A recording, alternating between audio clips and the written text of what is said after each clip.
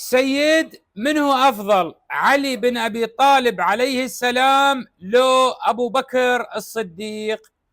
يا حبيبي يا عمري، يعني والله العظيم تعبنا وإحنا نقول لكم يا جماعة هذا الأمر ما يختلف عليه اثنين. كم مرة ودي أعيد كلامي؟ أفضل البشر على الإطلاق محمد، انتهى الكلام. بعد سيدنا محمد باقي الأنبياء. أفضل البشر بعد الأنبياء سيدنا أبو بكر الصديق. سيدنا أبو بكر أفضل من عمر، وأفضل من عثمان، وأفضل من علي، وأفضل من الحسن، وأفضل من الحسين. أبو بكر صاحب النبي في الغار، ثاني اثنين إذ هما في الغار إذ يقول لصاحبه لا تحزن إن الله معنا. ولك سيدنا علي بن أبي طالب، لك سيدنا علي عندما سأله ابنه محمد قال له يا أبتي من خير الناس بعد نبيها؟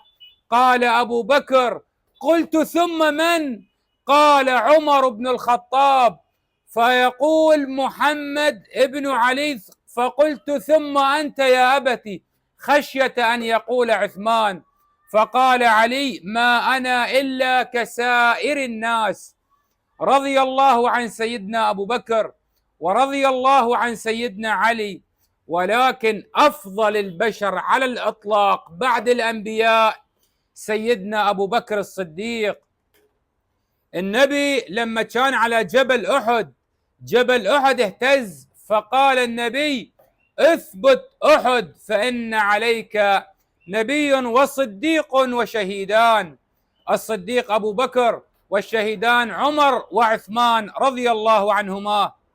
علي بن أبي طالب الذي قال من فضلني على أبي بكر وعمر لجلدته حد المفتري، رضي الله عن سيدنا أبو بكر ورضي الله عن أبيه أبو قحافة، أول من تنشق عنه الأرض يوم القيامة بعد الأنبياء سيدنا أبو بكر الصديق. أبو بكر أبو مسلم، أبو قحافة صحابي، وزوجة أبو قحافة اللي هي أم أبو بكر رضي الله عنه سلمى صحابية. ما هذا الفضل، ما هذا الفضل يا بنو قحافة.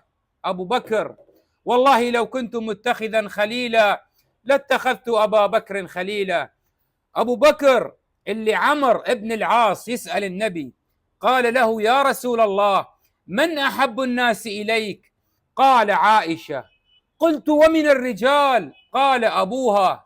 أبو بكر اللي النبي قال والله ما طلعت الشمس ولا غربت على أفضل من أبو بكر. فرضي الله عن جميع أصحاب النبي صلى الله عليه وسلم، عن أبي بكر وعمر وعثمان وعلي والزبير وطلحة رضي الله عنهم.